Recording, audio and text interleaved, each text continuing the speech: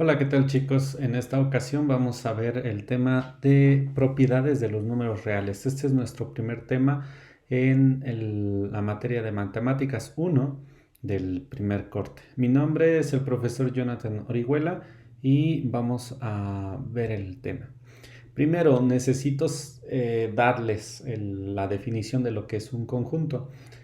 Resulta que un conjunto es una colección de objetos que tienen una o más características en común.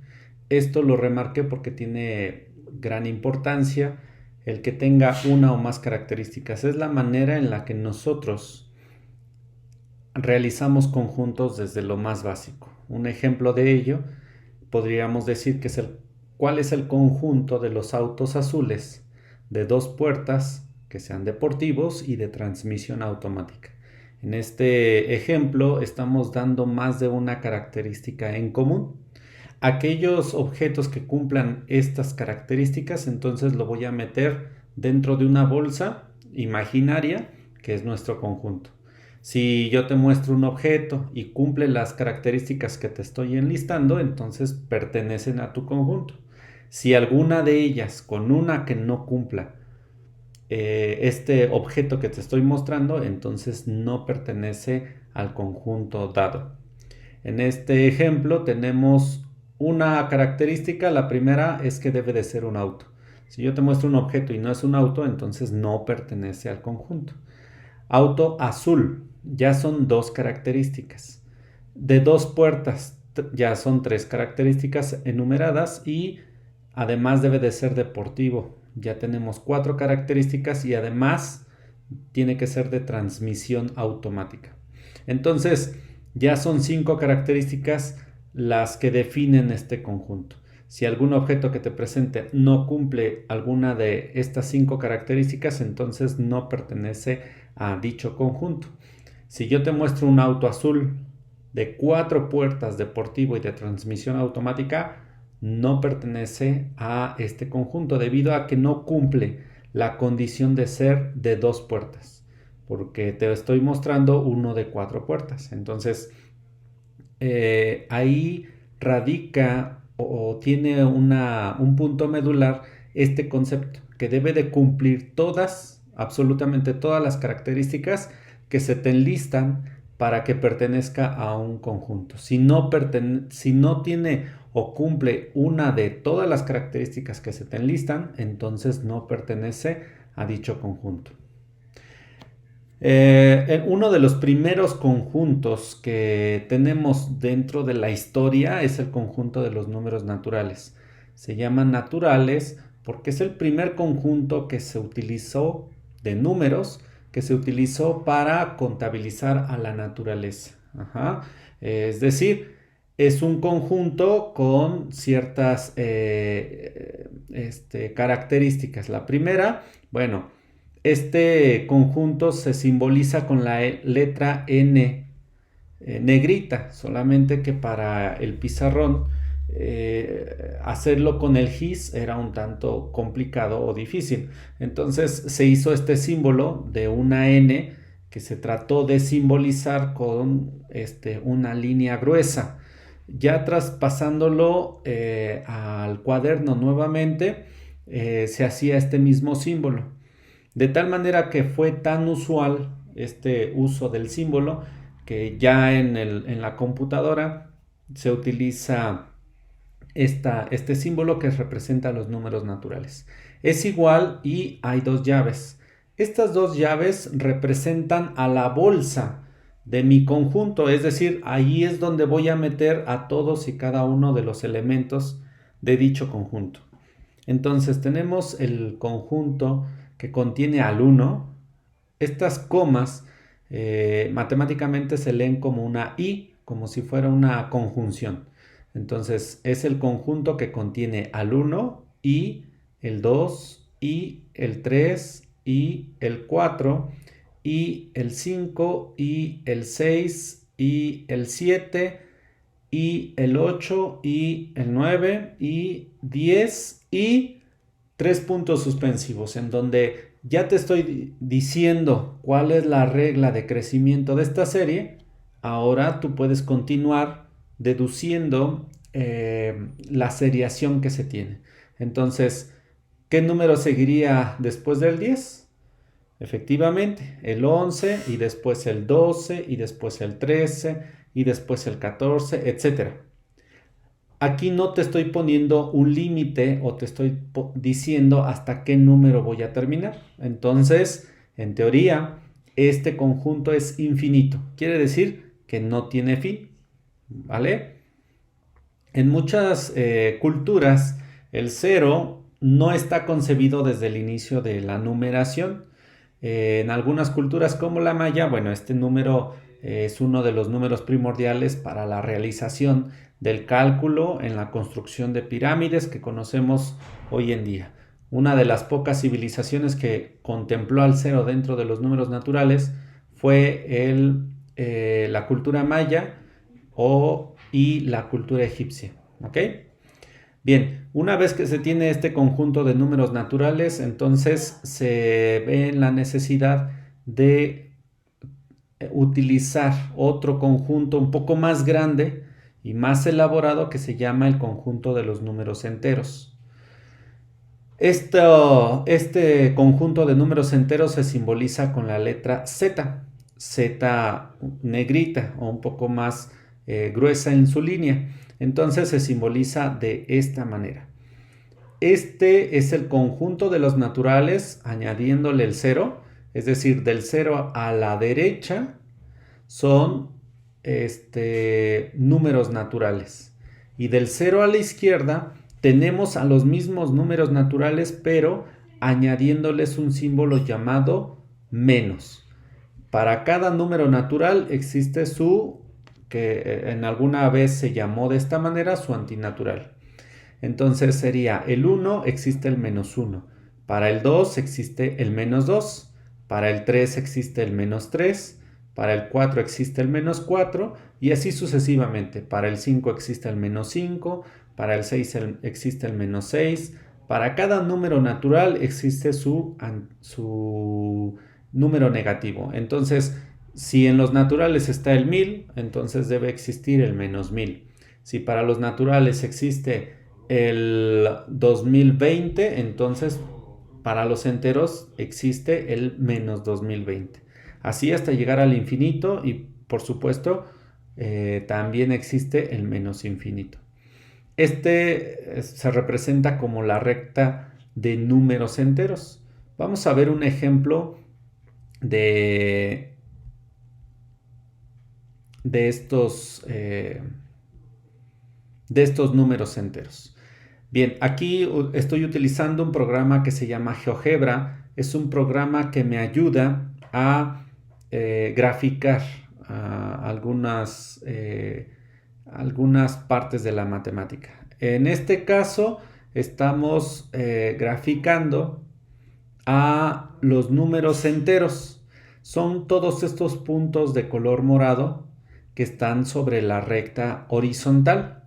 Si nosotros dejamos de ver la recta y la cuadrícula, entonces en realidad no es una recta continua, sino es una serie de puntos que están en una misma línea o sobre una misma línea. Si se fijan, esta serie de puntos se le llaman colineales, es decir, que están compartiendo una misma línea y que están a una misma distancia uno del otro. Eso es el conjunto gráficamente de los números enteros. Bien, después sigue el conjunto de los números racionales. Y aquí, hasta este punto, no pueden existir, hasta este punto, estos conjuntos sin antes que hubiesen existido primero los naturales, y para que existieran los enteros, y en este caso para que pudiéramos definir otra manera, otro conjunto que se llama el conjunto de los números racionales. Este se simboliza con la letra Q mayúscula negrita y es el conjunto o la bolsa que contiene a esta simbolización de números. Voy a tratar de describir cada una de las características para que sepan leer y qué es lo que representa cada símbolo de esta representación de conjuntos. Son todos los números X que sean iguales a la forma P entre Q. Es decir, una de las primeras características de los números racionales es que deben de estar en la forma un número entre otro número. Es decir, un número en el numerador, otro número en el denominador, como una fracción. Esta línea vertical significa tal que, es decir, que empieza a tener ciertas características. Una de las primeras, bueno, tiene que estar en esta forma un número sobre otro número. Y además debe de cumplir que este numerador o este número P y el número Q pertenezcan al al conjunto de los enteros. Este símbolo significa pertenece, es un símbolo de pertenencia. Está diciéndonos que tanto P como Q pertenecen al conjunto de los enteros. Es decir, agarro mi bolsa de los enteros, saco un número, lo pongo en la parte de arriba. Meto la mano en mi bolsa, saco otro número y lo pongo en la parte de abajo. Así con cada una de las posibles combinaciones que yo pueda hacer con mi bolsa de números enteros. Ajá. Esta es una de las primeras características muy importantes de las fracciones. Dicho en otras palabras, tanto numerador como denominador deben de ser números enteros. Está mal escrito colocar puntos decimales en el numerador o puntos decimales en el denominador u otra entidad que no sean los números enteros. Y otra de las características muy importantes es que Q, el denominador, sea distinto de 0. Es decir, no puede haber un denominador igual a 0. En palabras coloquiales, el de abajo nunca puede ser 0. Esto es una indeterminación del conjunto de los números racionales y no existe. Entonces, tiene que ser un numerador entero, un denominador entero. Numerador puede ser cualquier entero, incluyendo al 0. Es decir, en la parte de arriba puede haber un 0, pero nunca en la parte de abajo. ¿Sale? Bien, ahora vamos a ver qué tipos de fracciones existen. Existen 3 tipos de fracciones. Una fracción que sea como resultado un entero. Por ejemplo, 6 entre 3, 6 y 3 son enteros. Están en la forma un número sobre otro número. Y el de abajo es distinto de 0, es decir, no es igual a 0. Entonces, 6 entre 3 es igual a 2 enteros. Ajá. 15 entre 5. La división de 15 entre 5 es igual a 3. Otra de las interpretaciones de una fracción es decir o preguntarnos cuántas veces cabe el denominador en el numerador, es decir, cuántas veces cabe el 3 en el 6, 2 veces. Por eso la respuesta es igual a 2 enteros. ¿Cuántas veces cabe el 5 en el 15? Cabe 3 veces. Es decir, el resultado de 15 entre 5 es igual a 3. ¿Cuántas veces cabe el 2 en el 10? Cabe 5 veces y no sobra ni falta nada. Quiere decir que cabe 5 veces enteras. Por eso el resultado es igual a 5. ¿O cuántas veces cabe el 7 en el 14? Cabe 2 veces y no sobra ni falta nada para llegar a ese 14. Entonces, el resultado de 14 entre 7 es igual a 2. Entonces, esta es una de las primeras tipos de fracciones que tras operar esa fracción me da como resultado un entero. Otra de las formas que podemos encontrar es que al operar esas fracciones me dé un decimal finito, es decir, que tiene un fin. No se repite más allá de cierta cantidad de números y como por ejemplo tenemos 1 sobre 4. ¿Cuántas veces cabe 4 en el 1? Pues cabe 0.25 veces. Ajá, si nosotros metemos 1 entre 4 a la calculadora, nos va a dar como resultado 0.25. Ahora, metan en la calculadora 1 entre 5 y les va a dar igual a 0.2. En decimales yo puedo agregar tantos ceros como yo quiera a la derecha, ¿sale? En este caso lo represento como 0.20. 1 entre 2 es igual a 1 medio. Si yo nuevamente lo meto a la calculadora me va a dar 0.5.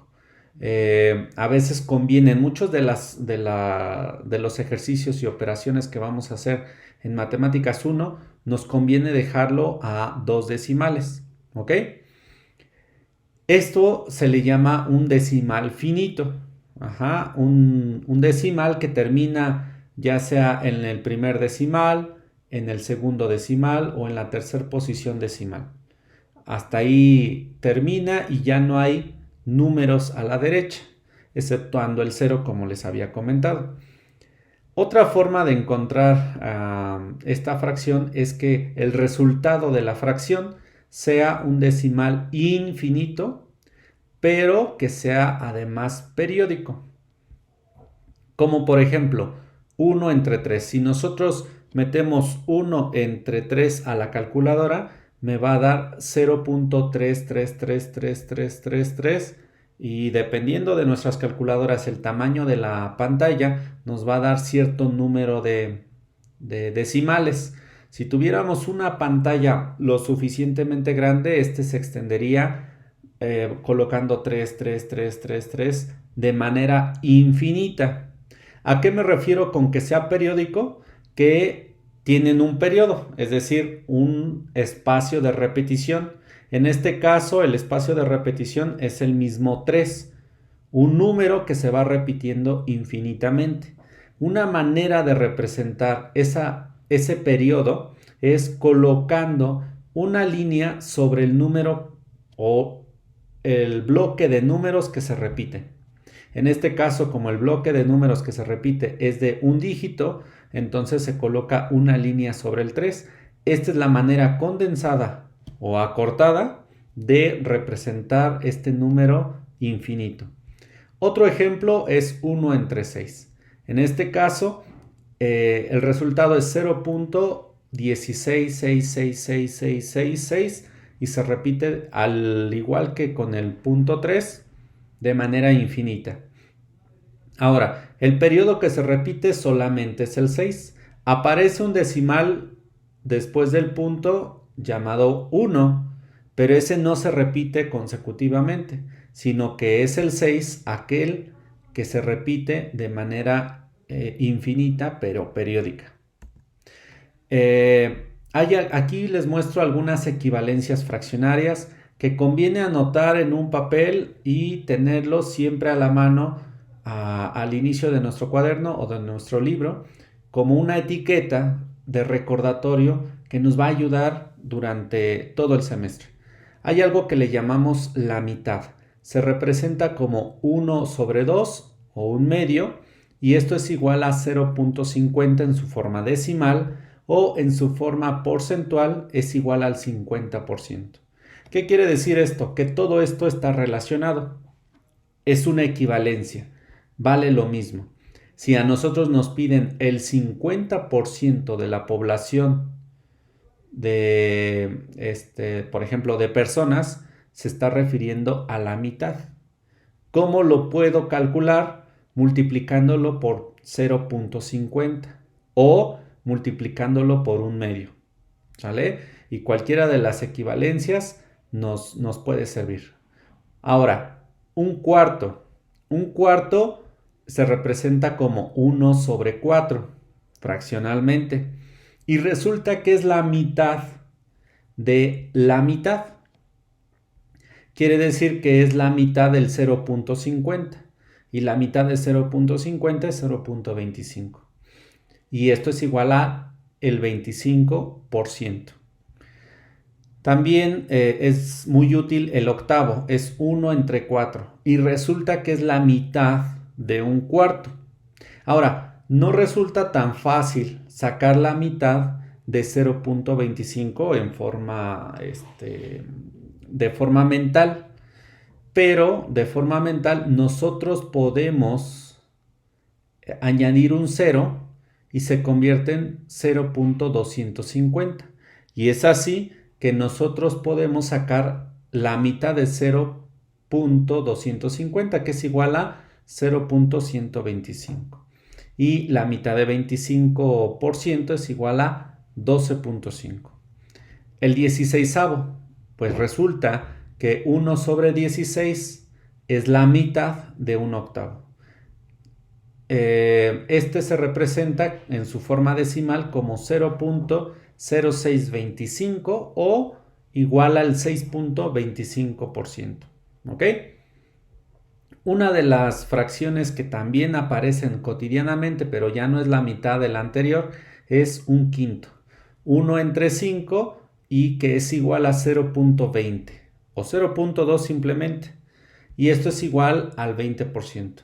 Estas les voy a pedir que en una nota o en un pedazo de cuaderno lo anoten, lo recorten y lo peguen al inicio, ya sea de su libro o del cuaderno que estén utilizando, como un recordatorio que vamos a utilizar.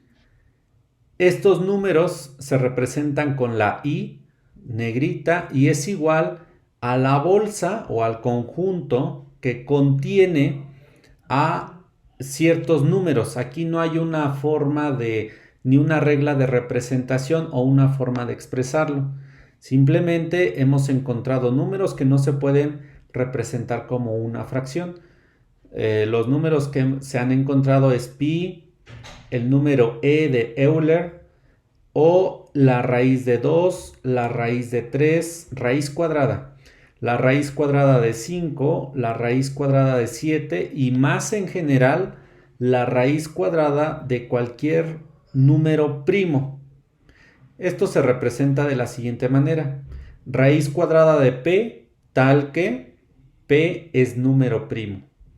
Y este también es un conjunto de números infinitos. ¿Sale? Entonces, de manera gráfica, vamos a ver que la unión de todos estos conjuntos por separado forman un conjunto nuevo, muy completo, que se llama el conjunto de números racionales. Entonces, supongamos que tenemos una bolsa muy grande y que adentro podemos vaciar el conjunto de números naturales, el conjunto de números enteros, el conjunto de números racionales y además los irracionales. A todos estos conjuntos los he representado en diferentes tamaños, aunque en la realidad se puede demostrar que algunos son del mismo tamaño. Tenemos el conjunto de los números naturales y dentro está o viven dentro del conjunto de los números enteros. Estos números enteros también viven dentro del conjunto de los números racionales, pero entre los racionales y los irracionales se llaman conjuntos disjuntos, es decir, que no comparten elementos, no hay conjuntos comunes, cada quien tiene sus conjuntos por separado, pero si los mezclamos en una bolsa más grande, entonces tenemos el conjunto de los números reales y sobre este conjunto vamos a trabajar. Hay muchas propiedades de estos conjuntos. Tenemos 4 para cada una de las operaciones definidas dentro de este conjunto de números reales. Dentro del conjunto de los números reales se tiene definido 2 operaciones básicas, solamente 2. Yo sé que nosotros conocemos suma, resta, multiplicación y división. Sin embargo, estrictamente, nada más están definidas la suma o la adición y el producto o también llamado como multiplicación. Y en esas 2 operaciones básicas se tienen definidas 4 propiedades que se le llaman conmutativa de la suma, conmutativa del producto.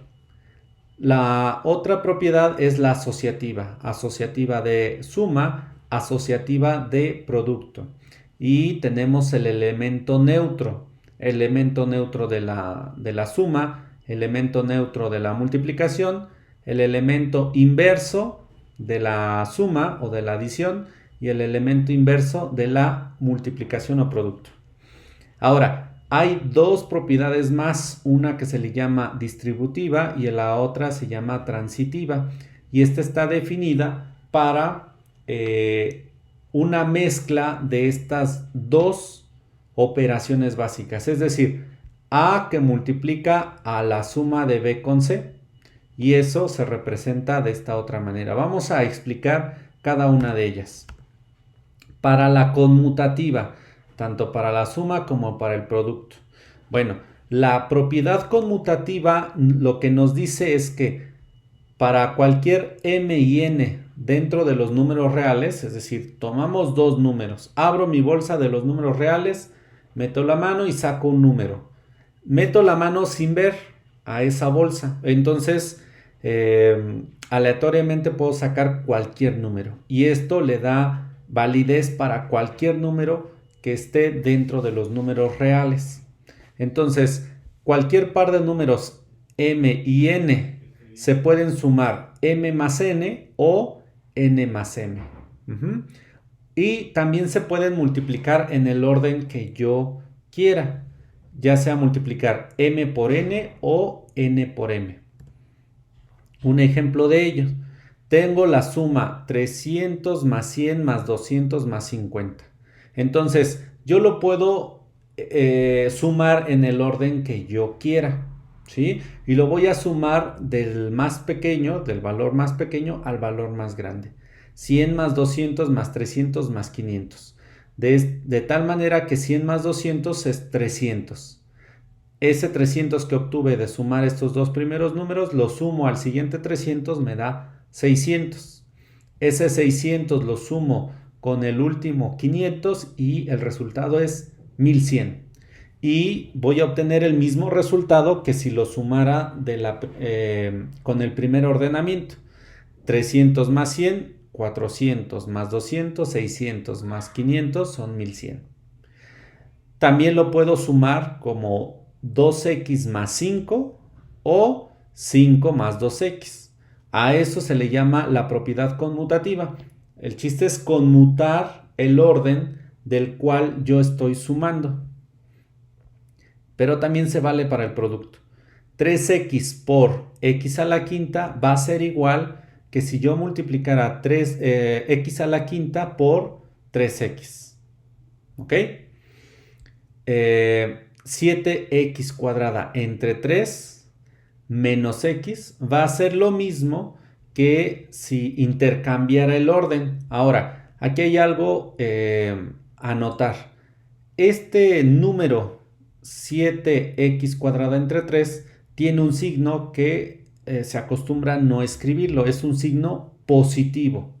De tal manera que es un más 7x cuadrada entre 3 menos x. Si yo cambio el orden, cada número se va con su signo o cada término se va con su signo. Entonces es menos 5 más 7x cuadrada entre 3. Ahora, tengo multiplicados a 3a entre 2 por 6. Entonces da lo mismo que si invierto el producto. 6 por 3a entre 2. A eso se refiere la propiedad conmutativa. Ahora, vamos a ver la propiedad asociativa. Esta propiedad nos dice que si yo tengo tres números, los puedo sumar en el orden que yo quiera. Es decir, sumo primero y más z, por eso está entre paréntesis, y después sumo al primer elemento que es la x. O puedo sumar los primeros dos, x más y después sumar el último elemento. O también se puede utilizar para el producto. Puedo multiplicar primero los últimos dos y después multiplicar el primero, o multiplicar los primeros dos números y multiplicar el tercero. Aquí hay algunos ejemplos. Tengo tres números, 8, 3 y 12. Entonces, yo puedo multiplicarlos de la siguiente manera. Primero, 3 por 12 y después multiplicar el 8 o multiplicar 8 por 12 y después multiplicarlo por un 3. Fíjense que el orden que se cambió es el del 8 y el 3. Se intercambiaron, ¿sí? Es decir, yo puedo asociarlos con un paréntesis para decir qué operación se va a realizar primero, ¿sale? Aquí hay también tres números. Está un 2, un 6 y una X. Entonces yo puedo multiplicarlos en el orden que yo quiera. Puedo multiplicarlos 2 por 6 y después la X o al revés, conmutando este 2 con el 6 y quedaría 6 por 2 por X, ¿sí? O si yo multiplico de primera vez este 2 por este 6 me va a dar 12X, ¿sí? Aquí también hay tres números, 4 tercios, una X y un 5. Yo puedo conmutarlo, asociarlo para hacer la operación que yo necesite de la siguiente manera. Tengo 4 tercios por 5 por X. Entonces voy a asociar este 4 tercios por 5 con un paréntesis y voy a realizar la operación. Voy a multiplicar 4 tercios por 5, que es 4 por 5 y dividido entre 3. Y hasta el final multiplico la X. Aquí también tengo este otro ejemplo, m por n entre 2, donde n entre 2 saco esta n del numerador de la fracción y queda un 1 en la parte de arriba. Entonces debería ser m por un medio por n o conmuto y asocio esta m y esta n para multiplicarla. Es decir, m por n y después lo multiplico por un medio que nos da m por n sobre 2. ¿Ok? Después viene el elemento neutro. Esta es una propiedad un poco más sencilla de entender. Aquí lo que nos está diciendo es que hay un número llamado neutro que no hace nada ante la suma y otro número neutro que no hace nada ante la multiplicación. Aquel que no hace nada ante la suma es el 0, porque cualquier número sumado con 0 me da ese mismo número. Ejemplo, 3 más 0 es lo mismo que 0 más 3 y es igual a 3. Si se fijan, es neutro porque es como si no le hiciera nada a este 3 y nos da como resultado el mismo 3. Aquí, ante la multiplicación ya no es el 0, el número neutro. Ahora es un número llamado 1. 9x más 2 es un número multiplicado por ese 1, pues es 9x más 2.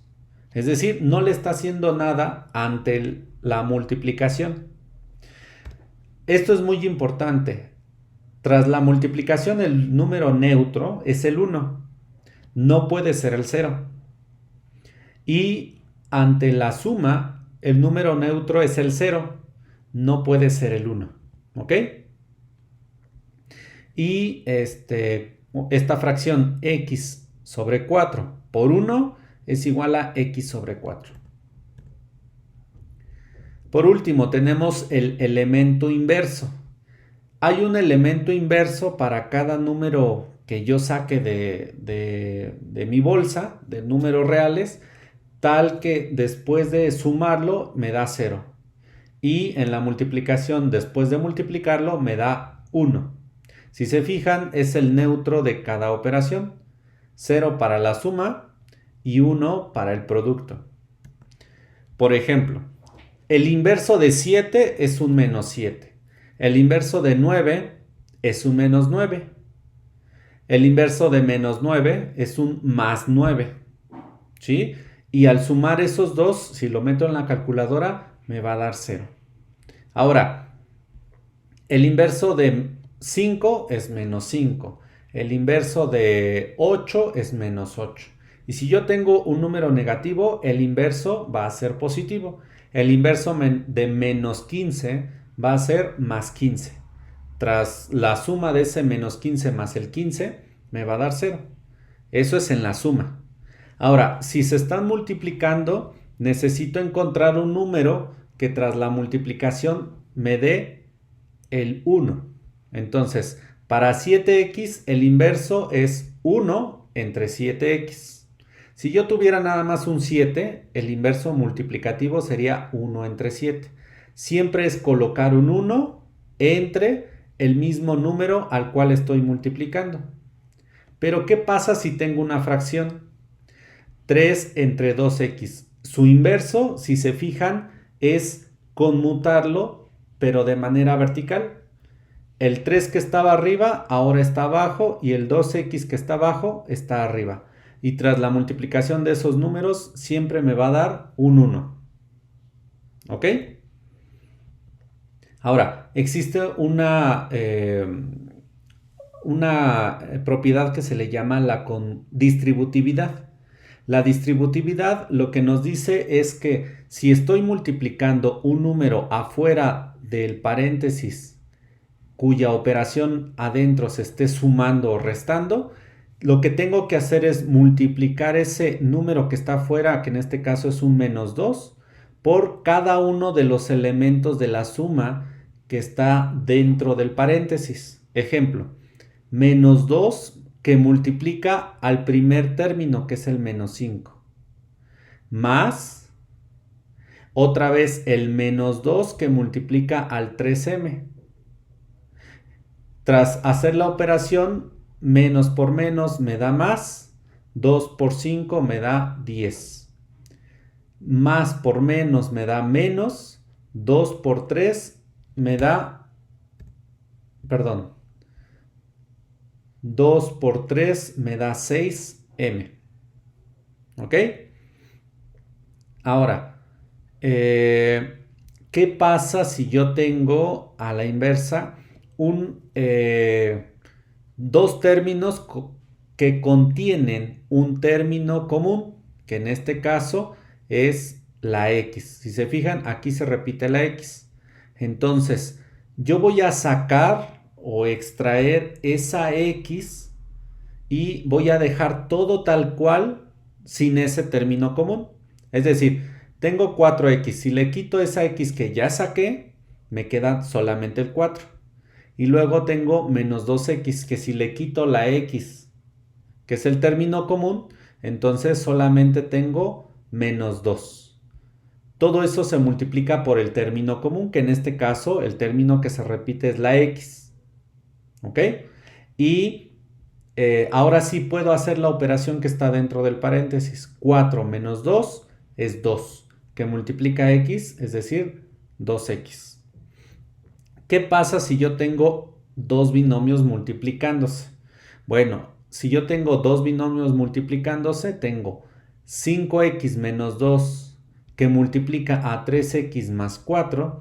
Entonces, este primer binomio lo voy a multiplicar primero por el 3x y lo escribo de esta manera.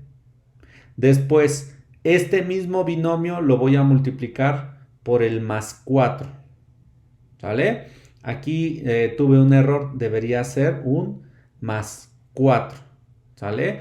Es 5x más 2 más multiplicado por el 4. Aquí yo tuve un error de edición. Ejercicios de reafirmación en casa.